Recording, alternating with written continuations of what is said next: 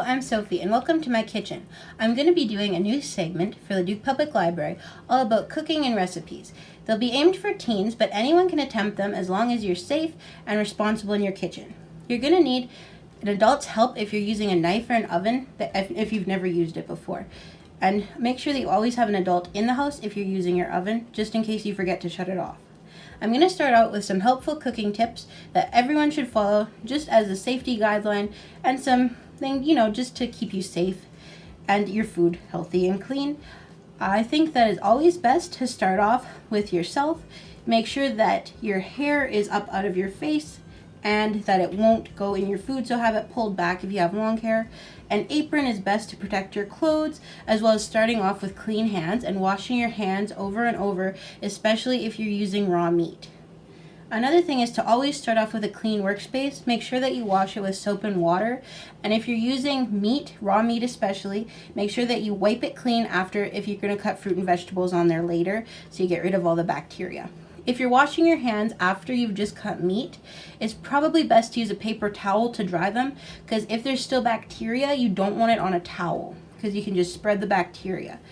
Another kitchen tip I think is to just make sure to stay hydrated, especially when it gets hot in your kitchen if you're working in the summer, and just make sure that you don't overdo it and get too warm, because your oven makes your kitchen really hot.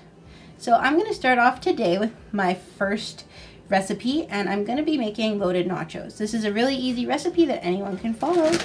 You will need a frying pan, one that will be able to go in your oven, as well as some nacho chips, some ground up cooked fully meat. I'm using beef. You can use other ground meat of your choice if you wish, as well as some shredded cheese and some vegetables of your choosing. You're going to start by taking your nacho chips and putting them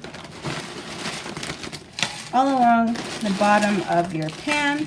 Make sure that they're spread out, and it's okay if they're cracked because the cheese will hold it all together. And if you're doing this for a party, you can make a bigger batch. If you're just doing it for a family or yourself, you can make a smaller batch. It's totally customizable on what you want to add and how big your batch will be. Next, you're going to take your cheese and add some cheese onto the chips. And you can use any cheese you want, and just spread it out all over the chips.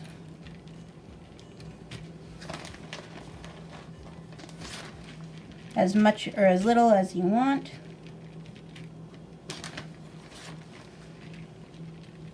Okay, that looks pretty good. Next thing I'm going to do is add some vegetables. I'm going to be using a tomato, a pepper, and an onion to add. When you're using a knife, be sure to be very careful so you don't cut yourself by accident, and always make sure that you're cutting away from yourself and never cutting towards yourself, because you could slip and hurt yourself pretty bad. So for the tomato, I'm just going to cut it up into some fine little pieces. Then just one more time.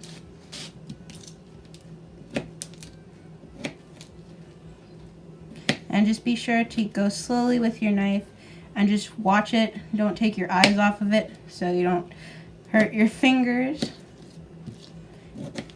You can use whichever vegetables you want, or you can use no vegetables. It's totally up to you on what you want to use.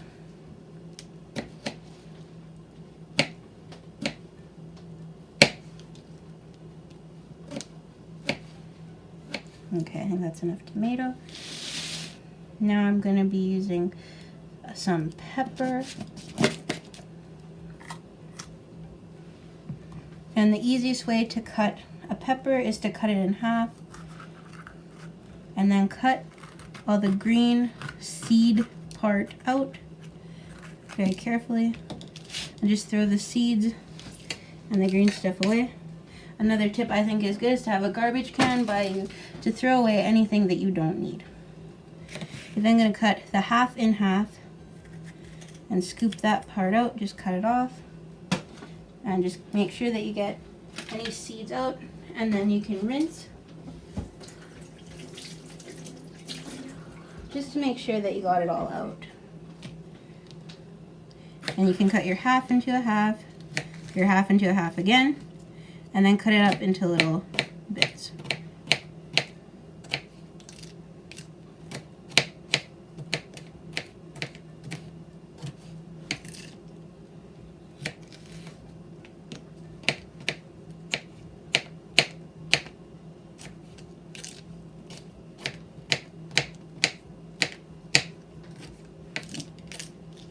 Okay, I'm now going to use some onion, and the best way I find to cut up an onion without crying is to start by cutting it inwards like this, but not all the way to the end. Then again,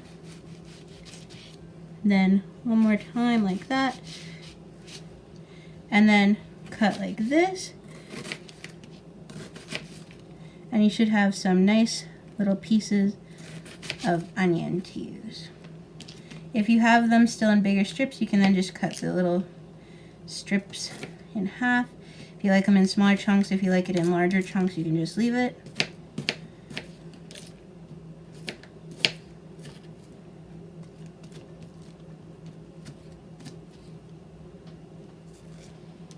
There we go. And now I'm just going to add the vegetables kind of any which way all around the chips.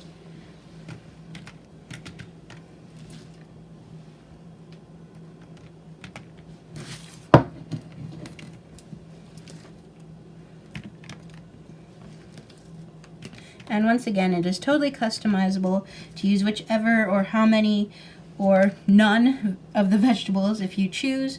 So it's kind of just totally up to preference. You can add like some more peppers, something spicy like jalapeno, or some other vegetables of your choosing. I'm now going to add some cooked roast beef, ground beef, sorry.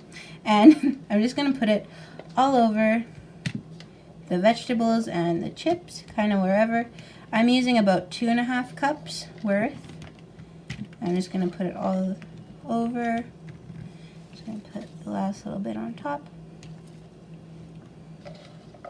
And make sure that your ground beef is fully cooked, and you can tell because it will turn a dark brown color. Make sure that there's no pink left over in it, and you can season it using salt, pepper, seasoning salt, and onion salt or garlic salt if you wish. You can choose some other things like taco seasoning, kind of whatever you wish. I'm just going to top it off by putting on some more of my shredded cheese. And again, the shredded cheese is just preference how much you want.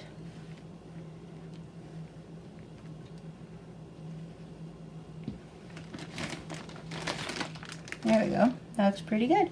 And then we're just going to take some aluminum foil and put it over your pan and just wrap it up around the edges. You'll probably need 2 pieces of it.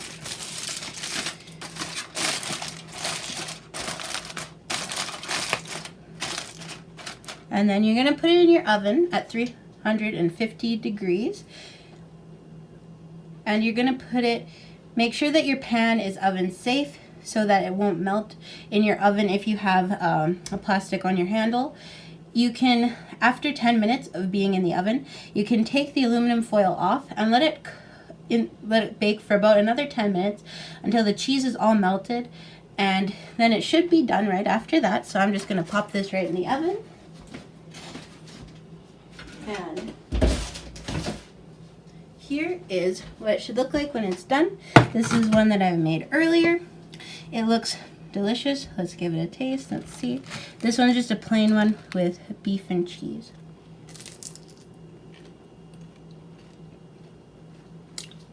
That's excellent.